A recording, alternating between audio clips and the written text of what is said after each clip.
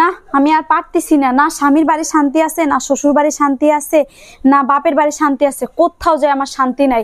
আমি এই অশান্তি আর ভোগাইতে পারবো না।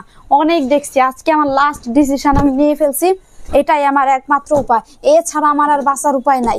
আমি অনেক দেখে ফেলাইছি, সবার কোনো জায়গায় যে আমার শান্তি নাই, সবাই আমার জ্বালাই পোড়ায় ভস্য করে ফেলাইলো। অনেক দেখছি, অনেক দেখছি। আরে এই কি করতেছো তুমি?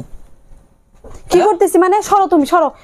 তোমার জন্য সবকিছু, তোমার আরো দেখতে ইচ্ছা করে না, তুমি আমার চোখের সামনে সরে চলে যাও। মানে সমস্যাটা কি? আরে ভাই তুমি এগুলা কি করতেছো আমি তো বুঝতেছি না। একটা মেয়ে, ছোট একটা বাচ্চা, এর ভবিষ্যতের দিক কি একটু চিন্তা হয় না তোমার? না না, আমি কারোর দিক চিন্তা করবো না, তোমরা সরো তো, সরো আমার চোখের সামনে থেকে, সরো সরো সরো সরো। আরে শোনো পাগলামি করে না, দেখো ওর কি হবে তুমি দেখো, আমার কি হবে।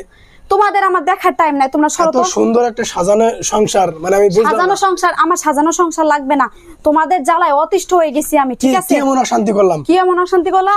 আমি আমার ডিসিশন পাল্টাই ফেলছি, ঠিক আছে? এখন আর কোনো কিছু বলে কোনো লাভ হবে না।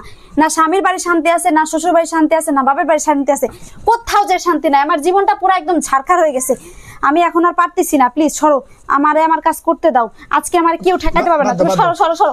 না না না, সরো তুমি, সরো সরো সরো। কি শুরু করছি মানে? আমি অনেক দেখছি, আমি পারবো না, ঠিক আছে? অনেক সহ্য করছি, সহ্য করতে করতে আমার সহ্যের সীমানা একদম শেষ হয়ে গেছে। না পারে আজকে আমি এই ডিসিশন নিছি।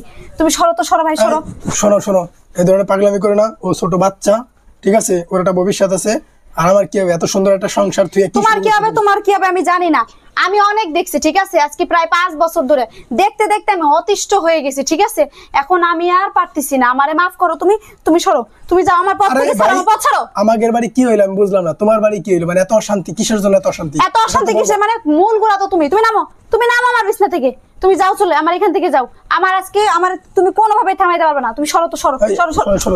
তুমি সরো, এগুলো বাদ দাও। তুমি যাও, সরো, তুমি সরো, তুমি নামো, সরো, যাও, তুমি নামো, যাও। কি শুরু করছো? ছোট বাচ্চার প্রতি কোনো মায়া দয়া নাই তোমার? ওর প্রতি মায়া তুমি দেখাও, আমি পারবো না ভাই। আমি অনেক দেখছি, দেখতে দেখতে আমি অতিষ্ঠ হয়ে আজকে আমি এই পর্যায়ে আসছি। একটা মানুষ কোন পর্যায়ে গেলে এই পর্যায়ে আসতে পারে বলো? সহ্যের সীমানা আর কিচ্ছু নাই। তুমি সরো, তোমার চোখের সামনে সরো। তোমার দেখলে আমার আরো রাগ হইতেছে, তুমি সরো তো। কি করবা সেটা তো বলবা। কি করব মানে? বাপের বাড়ি শান্তি নাই, শ্বশুর বাড়ি শান্তি নাই। এই দেখো না, 12 ঘন্টার ভিতরে তার 10 ঘন্টায় কারেন্ট থাকে না। গরমে অতিষ্ঠ হয়ে গেছি। বাপের বাড়ি গেলেও কারেন্ট নাই, শ্বশুর বাড়ি গেলেও কারেন্ট নাই। এই তুমি যে বাসায় রাখছো এই জায়গাও কারেন্ট নাই। তুমি একটা চার্জার ফ্যান আমার কিনে দিছো, এই গরমে আমার কি অবস্থা দেখতেছো? তাই আমি চিন্তা করছি যে সরো তুমি এখান থেকে, সরো।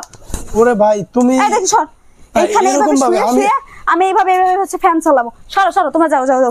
আমি তো ভাবছি তুমি কি না জানি এই নাকি তোমার বুদ্ধি।